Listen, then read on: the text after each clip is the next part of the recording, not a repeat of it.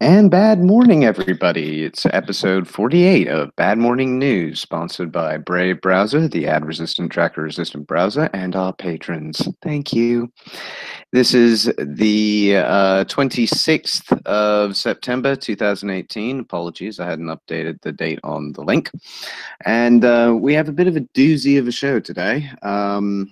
We're going to kick things off with one of Trump's new EOs. Cryptic, why don't you cover this one from Zero Hedge first? Sure. This is from Zero Hedge. Trump to investigate Google, Facebook under new executive order. According to an early draft of an executive order, the White House will instruct federal law enforcement and antitrust agencies to launch investigations into the business practices of Facebook, Google, and other social media companies, according to Bloomberg, which says it has seen the draft. While not specifically calling out companies by name, the document orders U.S. antitrust officials to thoroughly investigate whether any online platform has acted in violation of the antitrust laws, while instructing other agencies to return recommendations within a month of Trump signing the executive order, which could potentially protect competition among online platforms and address online platform bias. The document doesn't name any specific companies. If signed, the order would represent a significant escalation of Trump's antipathy toward Google, Facebook, Twitter, and other social media companies whom he has publicly accused of silencing conservative voices and news sources online. The draft order directs that any actions federal agencies take should be consistent with other laws, an apparent nod to concerns that it could threaten the traditional independence of U.S. law enforcement or conflict with the First Amendment, which protects political views from government regulation. It's from Bloomberg. Last month, Trump tweeted that social media is totally discriminating against Republican conservative voices. Speaking loudly and clearly for the Trump administration, we won't let that happen. They are closing down the opinions of many people on the right while at the same time doing nothing to others. And in late August, Bloomberg, in a late August Bloomberg interview, the president said that Google, Amazon, and Facebook may be in a very antitrust situation, refusing to comment further. According to the president, social media platforms are treading on very, very troubled territory, and they have to be careful. I think Google has really taken advantage of a lot of people, and I think that's a very serious thing, and it's a very serious charge. Trump told reporters following a meeting with the president of FIFA. They better be careful because they can't do that to people. Trump also accused Google of rigging search results against him, tweeting, Google search results for Trump news shows only the viewing reporting of fake news media. In other words, they have it rigged for me and others, so that almost all stories and news is bad. Fake CNN is prominent. Republican, conservative, and fair media is shut out. Illegal, Trump said in his latest claim of bias by the media. 96% of results on Trump news are from national left wing media. Very dangerous. All right, so yeah, I think that's the gist of this article. Trump clearly, uh, I think it's a very popular position to take with his followers and others to crack down on the clear bias being shown by all these major tech companies. Um, I'm kind of conflicted just in my views on this because on the one hand, of course, I don't. I mean, well, the problem is I don't necessarily see those companies listed as purely private businesses. If they were, I would oppose government intervention in them. No, But neither since would they're I. all basically, yeah, I mean, but since they're basically, it's not private, it's cronyist, and they're in bed with the government and hosting all kinds of shit for the government. So, Well, I, I mean, to yeah, put it plainly, Facebook and Google got sponsorship from the intelligence community. They both contributed heavily to that community and are officially subcontracted to it, and therefore also bound by constitutional law, according to, as far as I'm aware, the contractual obligations that would be in any U.S. government contract, particularly one of that nature with the Intel community. Secondly, they have benefited from huge subsidies, which then makes them publicly funded as well as privately. Thirdly, they have billed themselves as a public forum in many cases, particularly Facebook and Twitter. Now, when you call yourself a public forum, you have to be willing to sacrifice certain rights of property because you have declared this area public. You owned it. Now you are making it generically available to everyone. This is something most people kind of comprehend, but they don't understand under terms of law. And at the moment, there isn't really a definition for it because social media is kind of a new thing, which is both public and private at the same time, which it really can't be. It has to be one or the other. And at very least, these companies are guilty of fraud because those claims that they're making that they're a public forum where you can voice your opinions freely are not true. They have a specific code of conduct which changes arbitrarily, which you don't really have a chance to say, no, I won't agree to this, but I still agree to the previous one. There's no alternative terms basically that you have. You either sign it or you don't. And if you become reliant on that platform, which many businesses have, it becomes a real issue. So you can't just switch off, and those companies may decide to shadow ban you or downgrade you or whatever they want to call the term that limits your exposure to the rest of their network. That isn't a public forum. That's a very heavily controlled, privately owned one, which they are now saying they are, but still at the same time broadcasting the fact that they are for the public. So it's that bit of cognitive dissonance that these companies seem to have, and they need to learn they can't make those claims and keep doing what they're doing. Now, from the antitrust perspective, I'm surprised it took this long, to be quite frank. There is blatant evidence that these companies have worked together and colluded against specific news organizations that are not part of the mainstream media. And in many cases, they found people have found out that their followings have been 3 times what they were actively being told by metrics. There are cases where entire posts are being suppressed, and the only way to actually get the content available is to do it through comments rather than doing it as a post or doing it in a subthread of another page, and you have to get around all the reverse search engine bullshit that exists out there. It's one of the most ridiculous issues that we should have to face, and yet we face it.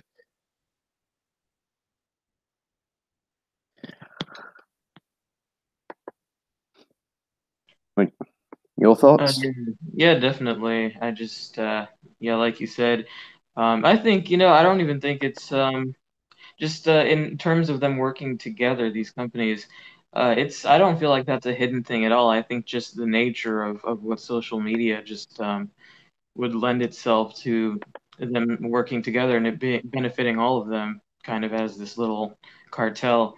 And I think, yeah, I mean, especially kind of like what happened with the major telecom companies, where I mean, obviously it's still a shit show just because of regulation preventing real competition, but at least there I think there was an antitrust thing with one of the telecom major companies that it did benefit people because they were like just totally uh, you know charging highway robbery for their crappy cable services. So if that's what it takes at this point, it's definitely worth a try.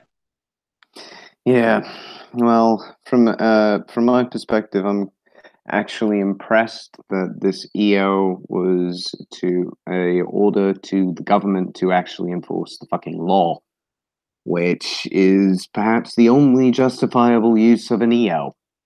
to make the state actually do its fucking job as defined by the rules and regulations. I'm not saying it's the right solution. I'm saying that it's odd that we have to get to this, but it's better than what previous years have been, which is to define laws under certain special circumstances. And that's not the job of the president, that's the job of the Congress, in the system as it stands. And it's good to see that the president is actually just telling the government under his administration, do the damn thing you were supposed to have done all these years ago. But anyway, let's next focus on another one. I think I'll hit up this from NBC.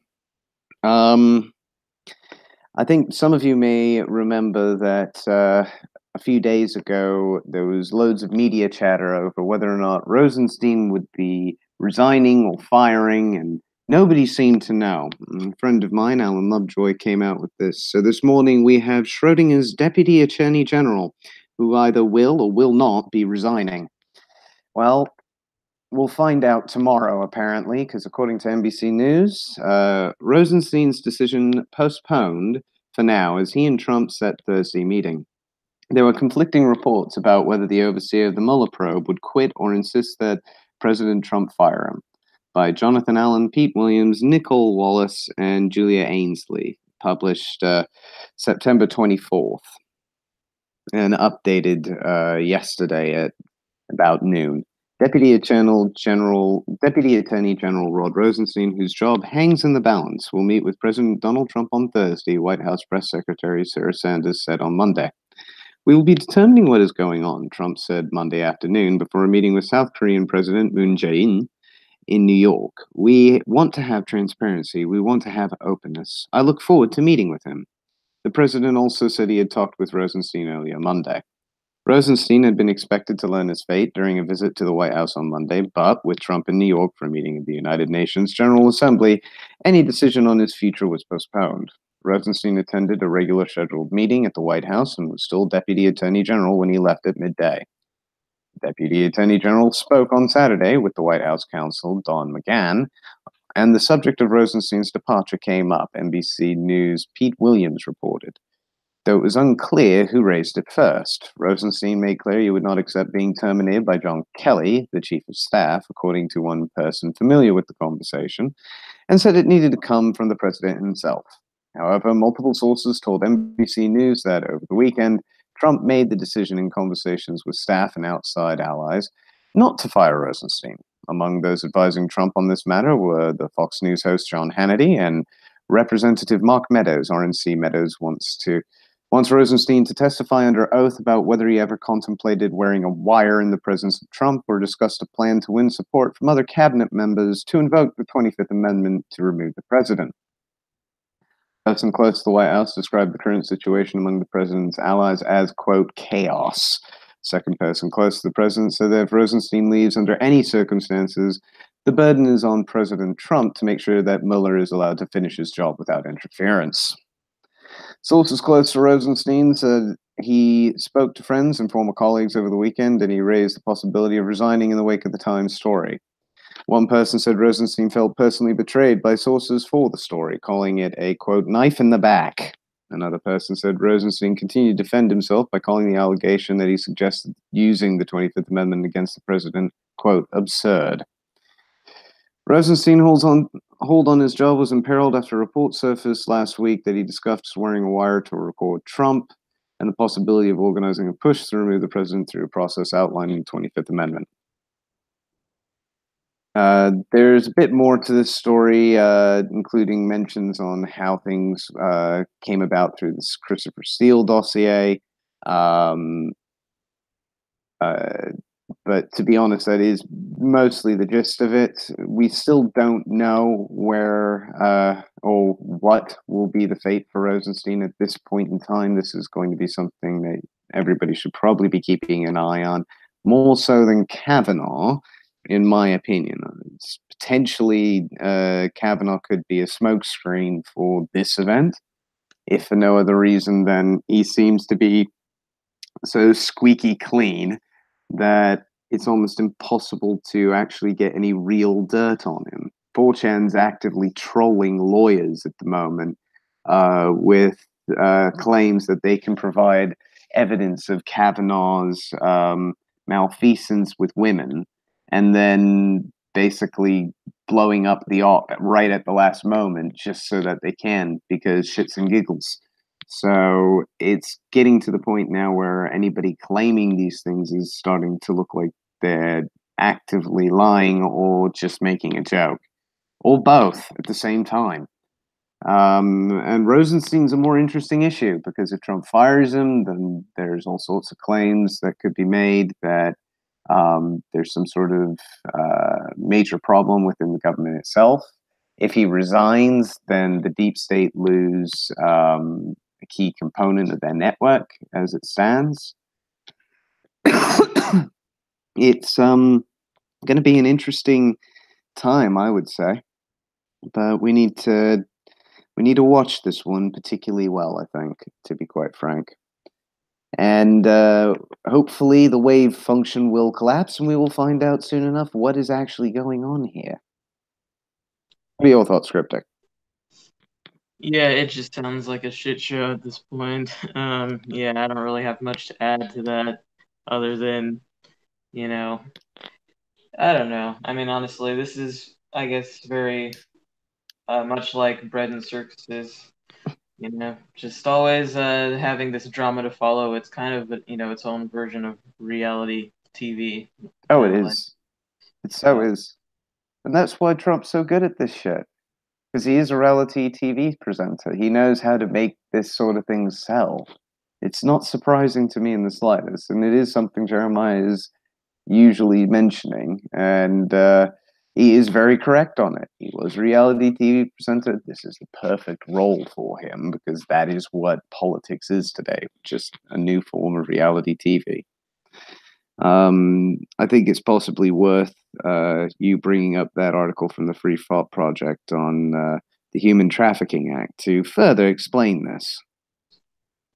Sure. Let's see here. All right, this is from the Free Thought Project, written by Rachel Blevins. Congressman exposes government using Human Trafficking Act to warrantlessly spy on innocent citizens.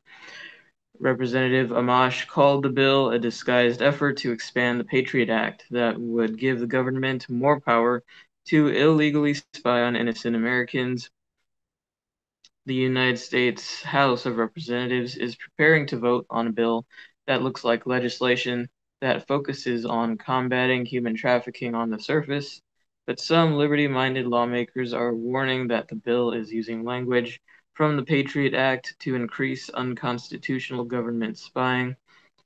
The Empowering Financial Institutions to Fight Human Trafficking Act of 2018, H.R. 6729, states that its purpose is to allow nonprofit organizations to register with the Secretary of the Treasury and share information on activities that may involve human trafficking or money laundering with financial institutions and regulatory authorities under a safe harbor that offers protections from liability.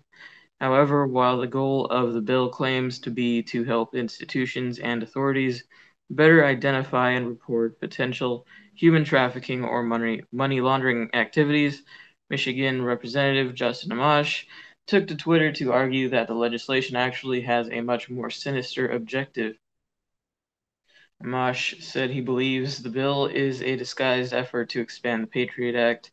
GOP leaders put "fight human trafficking" in the title to conceal the bill's true purpose, to give the government more power to unconstitutionally spy on law-abiding Americans without a warrant. In the past, Amash has been a vocal opponent of legislation that threatens the Fourth Amendment by letting the FBI spy on Americans without a warrant and letting government agencies raid private property without a warrant. While legislation that claims to fight human trafficking seems like an effort that would easily gain approval and attention, critics warn that there is much more beyond the surface. The bill was introduced by Missouri Representative Ann Wagner the same sponsor behind the controversial Fight Online Sex Trafficking Act of 2018 that became law earlier this year. As a report from Reason noted, the deceptively named Empowering Financial Institutions to Fight Human Trafficking Act of 2018 is the latest in a long line of assaults on civil liberties disguised as attacks on the biggest crime panic of the decade, sex trafficking. Wagner alone brought us the SAVE Act in 2015 and FOSTA in 2018, both of which take aim at online anonymity, web publishing, social media, sex workers, and free speech under the guise of saving children from modern slavery. Specifically, the bill would allow financial institutions, federal regulatory bodies, nonprofit organizations, and law enforcement to share customer bank records between them without running afoul of rules regarding consumer privacy and without opening themselves up to lawsuits. Ostensibly, this would be done in order to better identify and report potential human trafficking or money laundering activities. As the Free Thought Project has reported, the Stop Enabling Sex Traffickers Act have actually done more harm than good for both sex workers and victims of human trafficking because they removed legal protections that website operators had in case of third parties publishing illegal material on their servers. As a result, the Sex Workers Outreach Project noted that attempting to deter sex workers from their jobs by removing advertising and screening platforms is akin to pushing sex work underground and in the streets where workers have less power in relation to their clients and where sex workers are at greater risk of arrest and police violence. And that's the gist of that. But yeah, definitely, I've noticed in the past just few years this term sex trafficking and human trafficking being played out in the media as just another kind of moral panic or save the children panic where they can use the image of like children being sold into sex slavery. They can use that image when a lot of times when it's overbroad and it includes adults who are voluntarily choosing to engage in prostitution, and they just use that as a further excuse to invade people's privacy, as stated in this article. Yeah, I mean, from my side, it's not surprising that this would be one of the ways that they try to expand the powers that they already have gotten that they should never have had in the first place. And it's frustrating, but it does depend on the usage and if it is limited to actual. The problem with sex trafficking and human trafficking is they're the modern forms of slavery today. And you get people coming over being promised a new life and then they're sold effectively to pimps, just like you'd see in any drama on TV. And it's horrible, but it is what it is, and it needs to be addressed in some way, shape, or form. In a free society, that way, shape, or form would probably be direct intervention and basically people actively working against anybody doing that type of thing to another human being.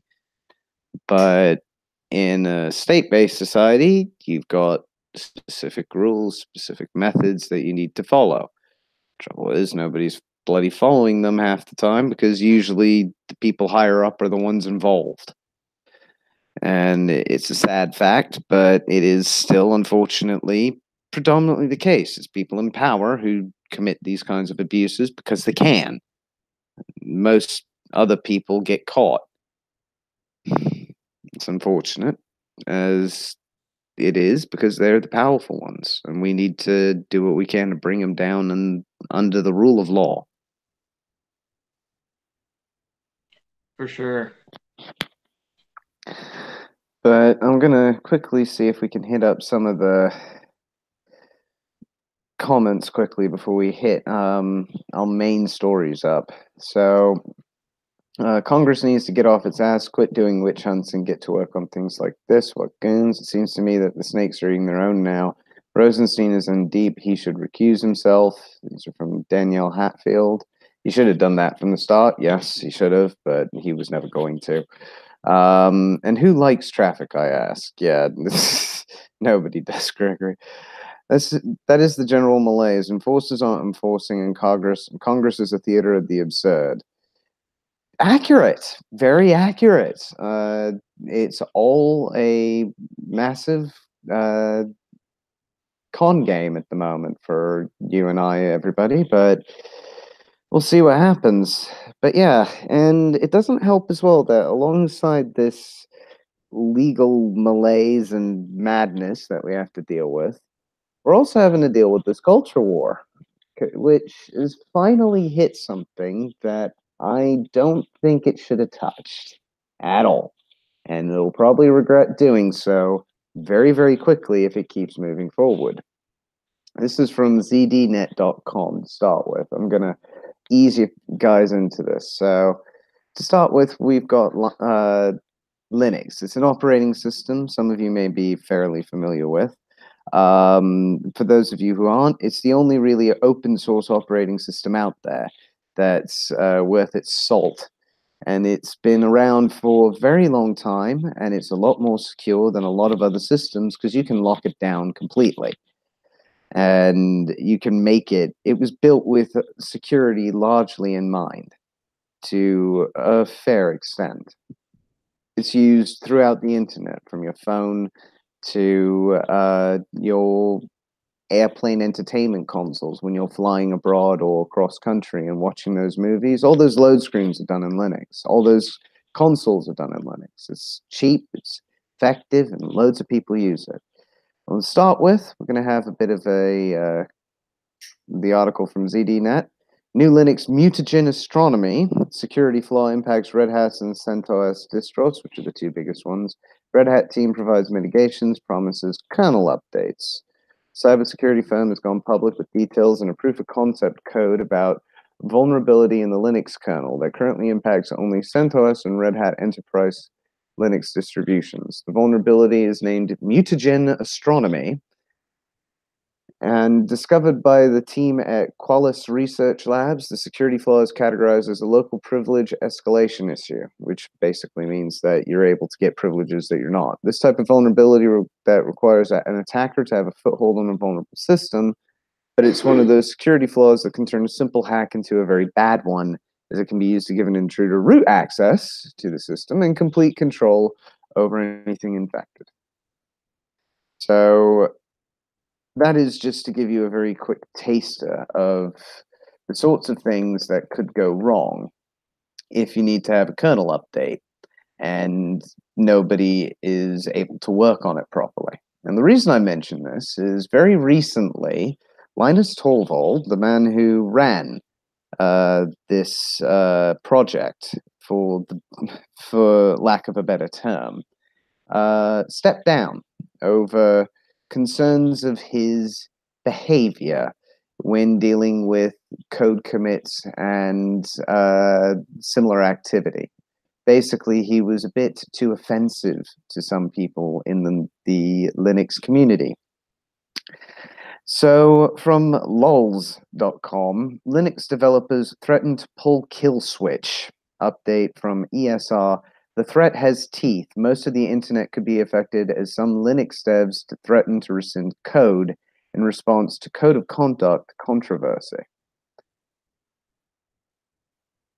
The ESR stands for Eric S. Raymond, one of the people who basically are in charge of Linux. Linux powers the internet, the Android in your pocket, and perhaps even some of your household appliances. A controversy over politics is now seeing some of its developers threatening to withdraw the license to all of their code, potentially destroying or making the whole Linux kernel, the core component of Linux, unusable for a very long time. An open letter posted to the Linux kernel mailing list explains. This is from Unconditional Witness at RedChan. Subject, a plea to unfuck our codes of conduct. Regarding those who are ejected from the Linux kernel community after this code of conduct, contributors at any time can rescind the license grant regarding their property via written notice to those whom they are rescinding the grant from regarding their property or code. The GPL version 2 lacks a no recession clause. Version 3 has this, but as Linux kernel is licensed under version 2, all of those are effectively able to be rescinded. When defendants ignore a rescission and continue to use the plaintiff's code, the plaintiff can sue under the copyright statute. Banned contributors should do this. Note, plaintiff is to register their copyright prior to filing suit. The copyright does not have to be registered at the time of the violation, however. Additionally, when said banned contributors joined the Linux team, they were under the impression that it was a meritocracy. In fact, this belief was stated or ratified by those within the governing body regarding Linux when the contributors began their work, whatever that body was at that time. It could have simply been Linus or Linus and a few associates. The remuneration for their work was implied to be, or perhaps stated to be, fame, as well as potential increase in the contributor's stature, in addition to membership in the Linux kernel club or association, or whatever it is that the Linux kernel community actually is, which a court may determine. It is something, suffice to say. Thusly, for our work, consideration was promised by Linus others. There are years of mailing list archives with which to determine. Now that consideration has been clawed back and the contributor's image has been tarnished. Thus, the worker did work, however, the other side of the implied or perhaps written understanding has been violated. Contributors, and I'm skipping a little bit forward because it is a lot about libel and copyright, a lot of legalese. Contributors, you were promised something, you labored for that promise, and now that promise has become a lie. You have remedies available to you now, as well as in the close future. And additionally, regarding those who promoted the code of conduct to be used against the Linux kernel contributors, knowing full well the effect it would have, and desiring those effects, recovery for the ejected contributors via a torturous interference claim may be possible. So these are people advocating for the use of tort law against the system. COC will lead, this is from Observer of Affairs at redchan.it, the COC will lead to infighting amongst the contributors with this new weapon wielded firmly in all participants' hands. You made your point. Now stop it. The remedies you suggest, if they could even be legally done, would hobble the Linux kernel project to the great delight of Google, Microsoft, and Apple. So this has created a huge conflict within the Linux community itself. Now, people within the heads of Linux, like Richard Stallman, said over email he thinks the license revocation plan is, quote, misguided. Eric S. Raymond, often simply referred to as ESR, has, on the other hand, told Linux kernel mailing list that he thinks the plan is viable. I'm writing now, from all of that experience and with all that perspective, about the recent flap over the new COC and the attempt to organize mass withdrawal of creator permissions from the kernel. He continues, first, let me confirm that this threat has teeth. I researched the relevant law when I was founding the Open Source Initiative. In the US, there is a case law confirming that reputational losses relating to the conversion of the rights of a contributor to a GPL project are judicable in law. I do not know the case outside the US, but in countries observing the Berne Convention, without the US opt-out of the Moral Rights Clause, that clause probably gives the objectors an even stronger case. This whole controversy has been kicking off since a group within the LGBTQIA+ community has been trying to force the Linux project to join the Contributor Covenant. And this has been going on for about 3 years. Then, about 10 days ago, the pro-COC side got their wish, and Linux had officially committed to implementing and obeying the Contributor Covenant Code of Conduct. And they immediately set about using it to remove top Linux coders. Sage Sharp, who describes they-self as a diversity and inclusion consultant, Hufflepuff, non-binary, agender, transmasculine, and has 7K followers, cites Geek Feminism Wiki, and targets Google Theos with accusations of being a rape apologist. Many Twitter users then pointed out the apparent irony as, to quote Say Shop, the new code of conduct explicitly says discrimination and harassment on the basis of sex or gender is not allowed. Calling someone a rape apologist is harassment and in violation of the new code of conduct. So, several users on 4chan's technology board speculate that Theo is targeted because he famously resisted an Intel backdoor. And the code of conduct arguments against insertion of the COC into other projects has heralded witch hunts where good contributors are removed over trivial matters or even events that happened a long time ago. 2, the lack of proper definitions for punishments, timeframes, and even what constitutes abuse or harassment leaves the code of conduct wide open for abuse, C1. 3, it gives people charged with enforcement omnipotent and unaccountable power.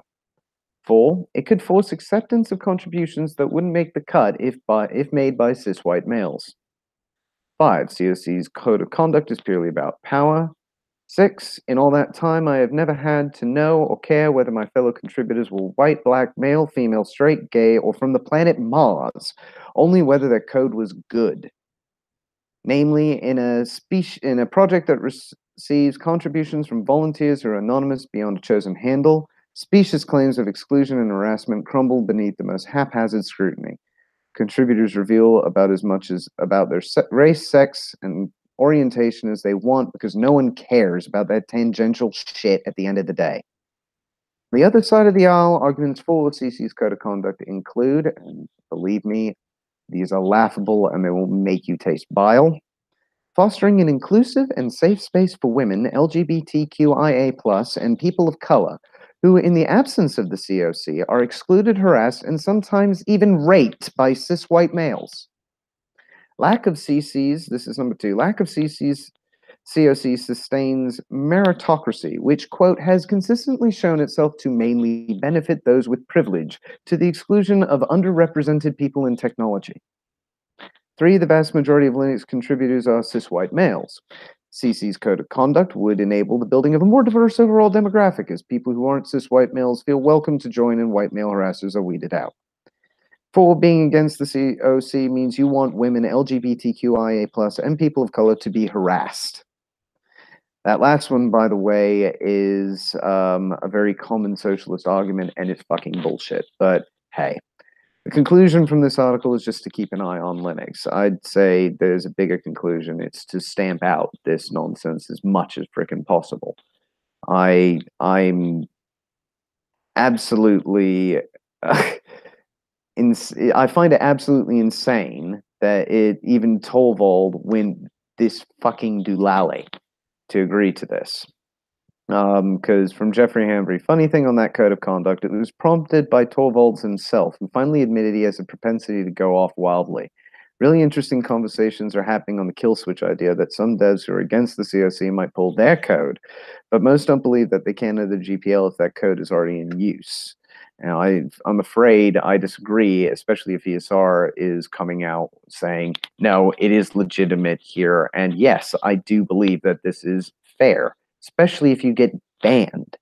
Because once you're banned from that community, you have lost any form of remuneration that you were getting for your code. All you have to do is find a promise that you would be, as long as your code is good, you would be accepted in the community and so on and so forth, that they are in breach of contract at bare minimum. Tort law will break this in a massive way. And the COC is, to be quite frank, retarded. The whole point of the Linux system was to be meritocratic. And it worked for that reason. You build good code, you get better respect from the rest of the community. It's not about what gender you are. It's not about whether or not you support some particular activist group. It doesn't have anything to do with any of that bloody nonsense. It's all about what you can do. And that's important. I find it insane that it has gone this mad in the world right now to make it go completely crazy like this. I mean, I know that you're limited in your understanding of tech, but can you give some thoughts on what you think with regards to that? Yeah, I definitely have a lot of thoughts just regarding, just again another one of these SJW things going on. Um, I read one of the response emails that you linked, where this guy kind of came on, or he was sending out, letters to, I guess, his colleagues saying, Mm, why have we lost any semblance of just being decent human beings and talking about problems as they arise rather than trying to vaccinate, he said, vaccinate against any potential slight or harassment or whatever, the things that aren't even happening, just for these people to like launch this code of conduct. Basically, in my view, it's like accusing everyone of being guilty of something, and it's like, if something truly is a problem, you can address it as it happens. You don't need to come out with these huge codes about things that may or may not happen, that just this particular interest group is trying to impose on everyone, just as part of their ideology, is to just get everyone to be in lockstep agreement with them. And as it says, if you oppose it, you want them to be harassed. And so it's just complete fear mongering on their part. And I really wonder about these people because, I mean, frankly, I would fall into more than one of their sacred, protected categories of minority, or the minorities that they care about, not the real minority, which is the individual. But so they say, those who oppose the code of conduct want these minorities harassed. So if I oppose the code of conduct and I am a minority, do I want myself harassed? I don't know. mm, It's a good question. But the problem is that I don't buy into the culture of victimhood. And I've tried to think about, how do these people, where did this come from? Like, why do they insist on um, basically just trying to conquer every person into believing exactly as they do? How did that become equated to, oh, if you don't agree with me, you're perpetuating harassment or you're perpetuating violence? And I get, the only thing I can come up with is that just people, I guess you could say younger generations have just gotten this idea that everyone owes them uh, complete agreement, complete acceptance, and they look to, instead of making bonds on the individual level, they just seek approval from everyone, from the politicians, and mm, they just feel they have to have themselves reflected in every part of society. And to be frank, if a group is a minority, then it only makes sense that most people don't understand it completely in a day-to-day sense. And I think that's okay. And that's where I diverge from these people, is it's a normal thing for, not everyone's going to understand everyone, not everyone's going to accept everything, and that's fine. I don't understand why people, where along the line it became that that's not okay anymore. And mm, that's kind of what underpins this whole social justice thing, is the need to um, they just have a desperate need for validation. They don't see themselves as an individual, they see themselves as their own team, which is some kind of underdog. And to them, that justifies these blanket attacks on people just because they're white, just because they're whatever. I mean, it's just seeing people as collectives, and seeing themselves as this part of a collective, and not having the proper respect for the individuality of others, their liberty to believe and think whatever way they want, and that's not the same as committing an act of violence. mm. So No, exactly. And I mean, there's some very. I've been reading some of the Linux kernel message boards as a result of all of this stuff, and some of the subjects that have been coming out, or the threads that have been posted, are actually quite poignant.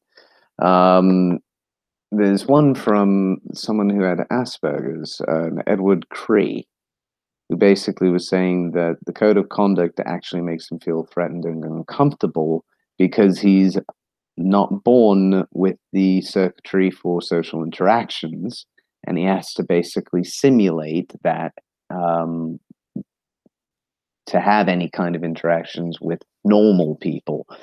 And the only place where he felt particularly safe to be himself was the kernel community because it was all about building good code.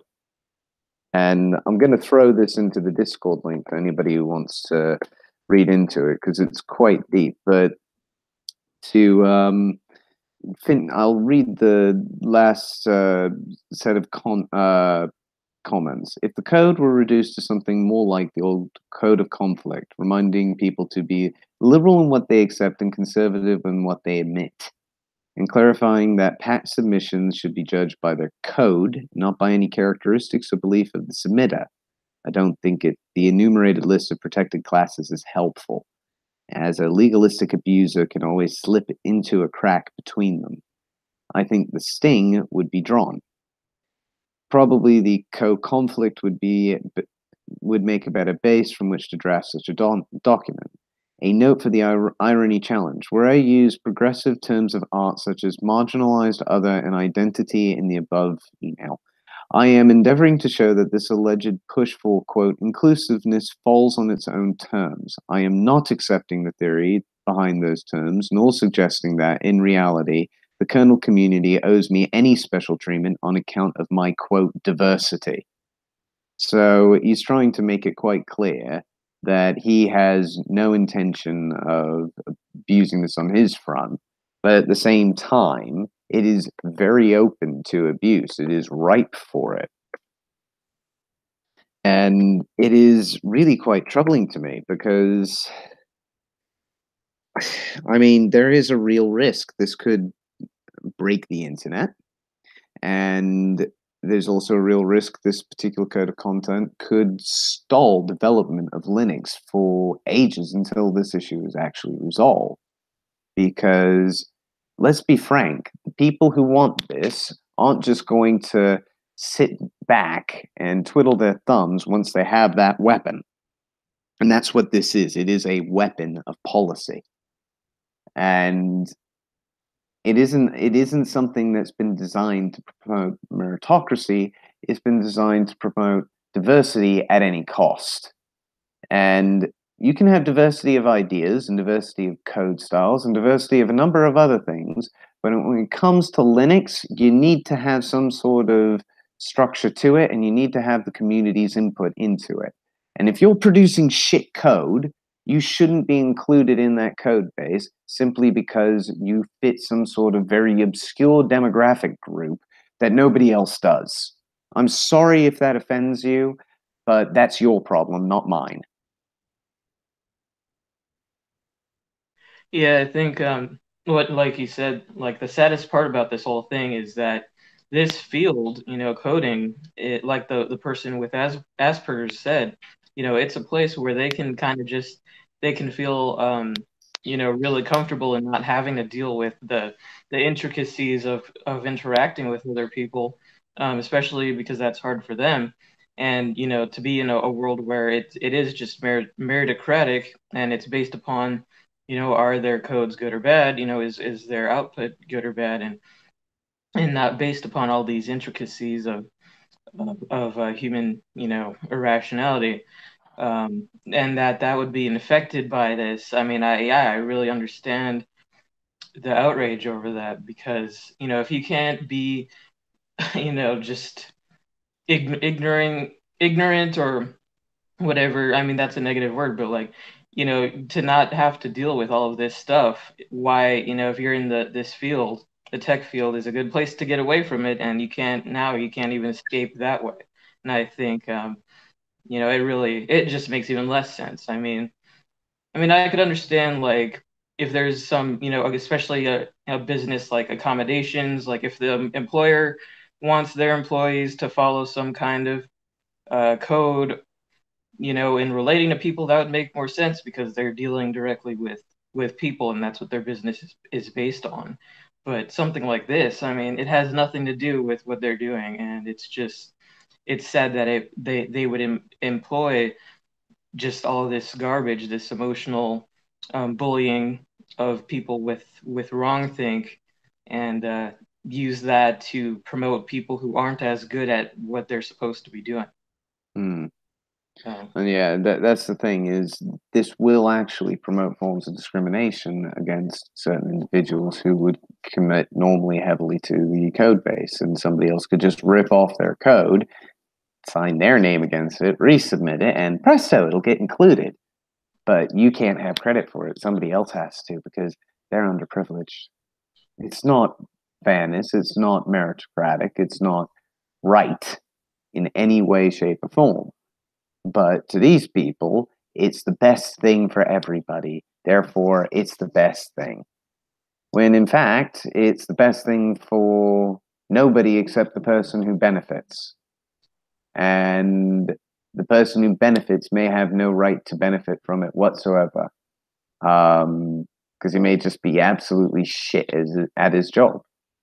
And I'm sorry, but if you're bad at your job, either get better at it than your peers or try a different job. It's not complex, it's not rocket science. Just do one of those two things.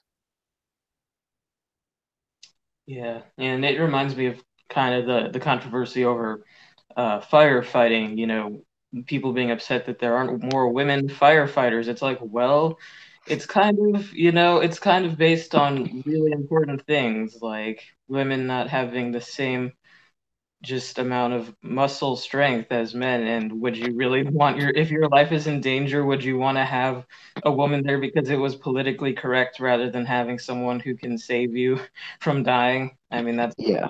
There pretty there bad. are there are legitimate biological reasons why women are not in certain fields, and there are legitimate psychological reasons why they are not in other fields.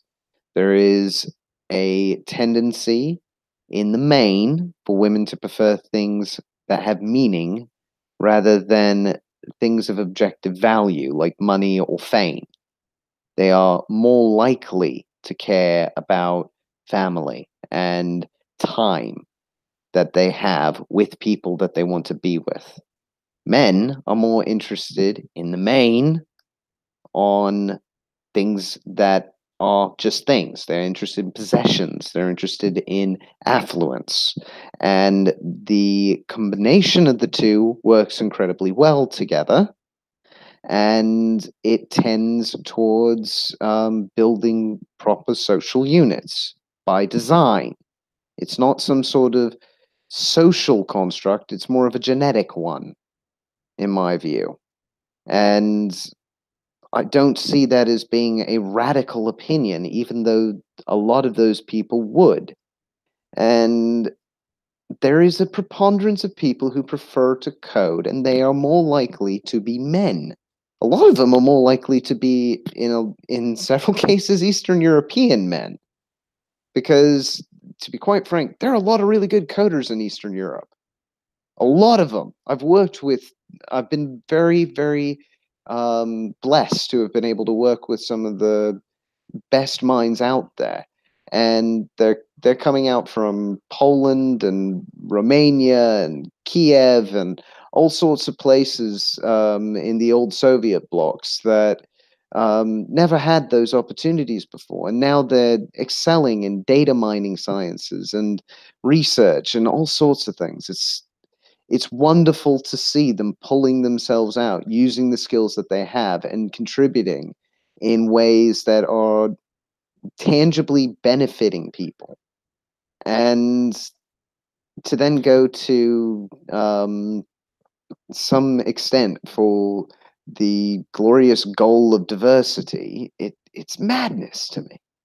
How can you say that it's better to have something that is less functional but made by a wider array of phenotypes than it is to have something that works perfectly made by one guy who happened to be a cis white man? Why does that matter to you? And if so, why, if it does matter to you, why are you a racist, sexist, homophobe, or heterophobe? That would be my main question, because there's no other logical conclusion I can currently draw as to the motivations that one might have to oppose a code of conflict rather than this code of conduct. But yeah, I think I before I start going on too far onto this, let's hit up some of the comments, I think, before we go any further. From Finian, like cops and arrests, they seem to have plenty of time for victimless crimes, but 40% of murders and 65% of rapes go unsolved. Cops are told what to investigate or not, and they, not surprisingly, investigate things that don't piss off the rich and powerful, and the things that get them the most revenue. Yep. That's basically how this unfortunately functions. Gregory Patrick, I've weighed up to 350 pounds. I'm not dying for a cause that I don't believe in, for damn sure. Yeah, I can understand that. And these are people who find it easier to try and sabotage everything that works in order to make things that don't. And I really don't understand that. And also, I hate cisgendered Whitey because he's so filled with hate. Wait, what? Yeah, exactly. It's none of these people really give a damn where you're from, who you are as an individual. They just care whether you can code. That's it. There's no real complexity to it. And if you can't code, don't contribute to the Linux kernel. Just don't even try. But if you can, do it.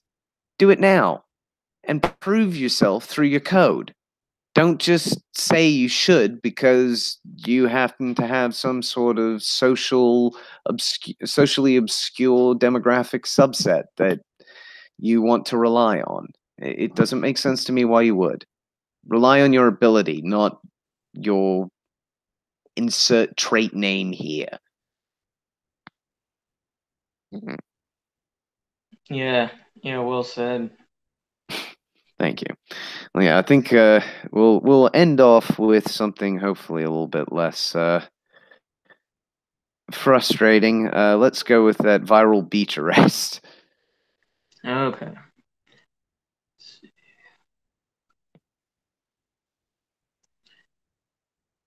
Yeah, this, let's see. Oh, great, now I can't find it. Sorry about that.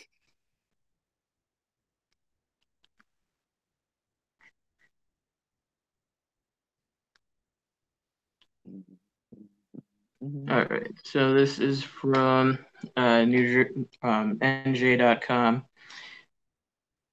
Woman from viral beach arrest video indicted on 5 counts. The young woman, this is written by Rebecca Everett. The young woman whose violent arrest on a Wildwood beach went viral earlier this summer has been indicted on charges including 2 counts of aggravated assault of a police officer. Emily Weinman was 20 on Memorial Day weekend when an auxiliary police officer tried to write her a municipal citation for underage possession of alcohol while she was sitting on the beach with unopened containers of alcohol she said belonged to her aunt. When she refused to give her name so he could write the summons, patrolman Thomas Cannon took her to the ground and punched her twice in the head. Bystander video of the punches went viral. Amid an outcry about the use of force, police released body camera video of the incident. It showed the officer telling her that she was about to get dropped as she backed away and put her hands up, at which point the camera ceased recording. The camera then recorded the two struggling on the ground. Authorities also allege she spit at the officers, but her attorney, Stephen Ditched, has said she was spitting sand out of her mouth after being pinned down on her face.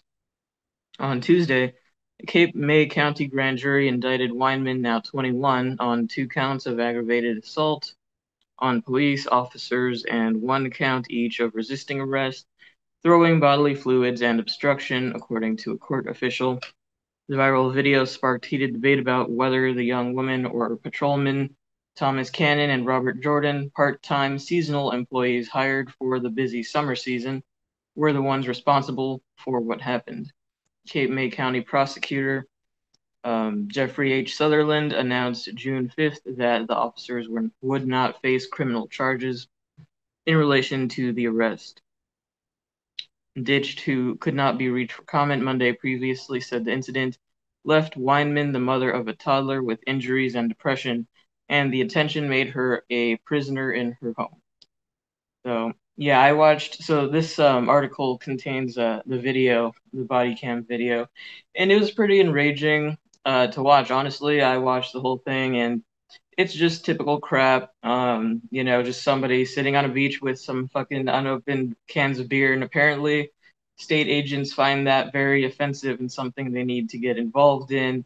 And because she didn't roll over and bend over for them because they're these false authorities hassling her over some beverage, they tackled her and pinned her to the ground, and now she's being now she's apparently indicted on some bullshit like resisting arrest and assaulting them. It's convenient, it's called assaulting officers because they have on these magical uniforms. If it were anyone else, it would be called self-defense, which is what she was doing, defending herself from state thugs attempting to charge her money because she's sitting on the beach next to some unopened cans of beer.